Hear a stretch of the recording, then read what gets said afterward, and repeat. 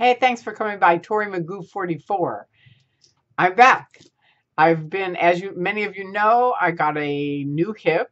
I needed it, and it's actually much better. I'm walking, I'm doing well, and I greatly want to thank the doctor who helped me with this and the team that was with him.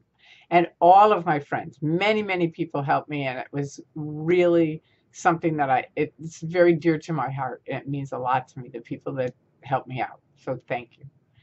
This is a video today about Scientology hatred and human rights violations. I have to keep it kind of short because YouTube is doing that now. So basically, how does Scientology fit into hatred and human rights violations? Now, they generally, whenever there's any kind of an upset like this, they're going to pitch in and say they're human rights activists and everything else. Well, if they're human rights activists, you can't be an activist for human rights and be violating human rights. It's one of the main reasons I woke up and left Scientology.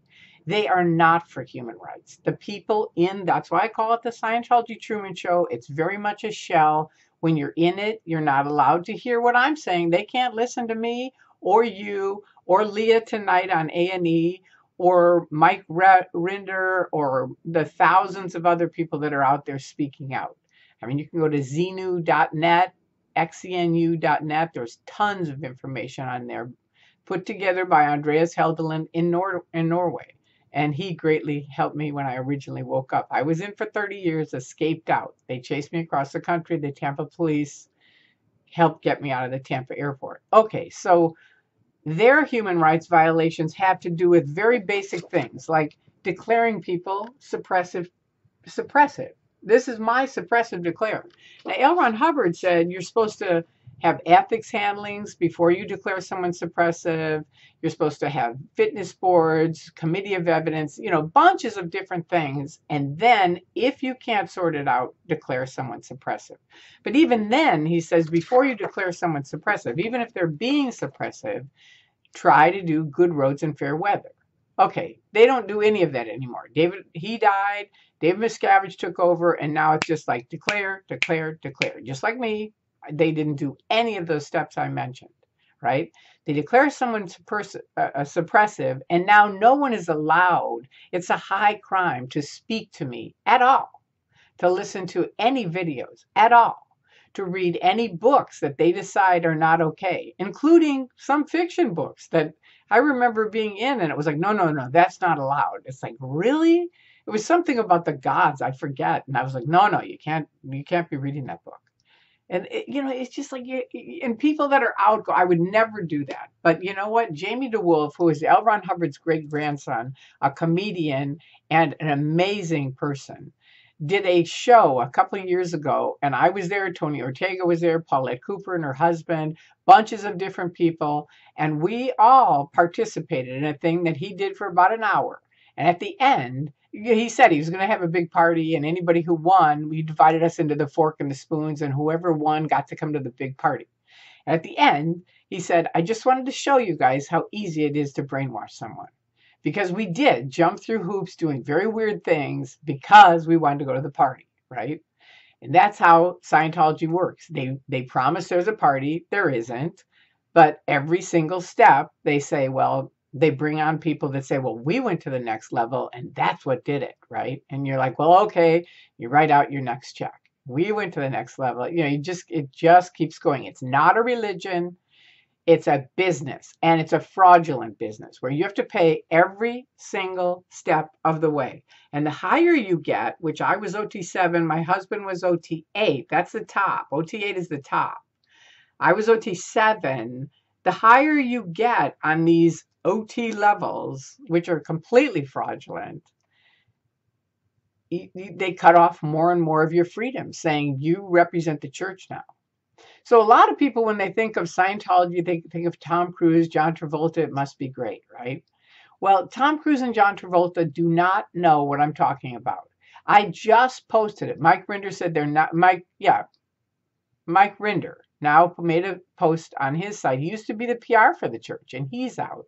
And he's got a blog, Mike Rinder, every single day. And he said now they're doing seminars on how they can come to your front door and handle the disaffected ex-Scientologists. And I said, you know what? No. I know what they're doing. They're going to handle people that bought a Dianetics book and left, or people who did a couple courses and left. They're not going to send people to me and handle me.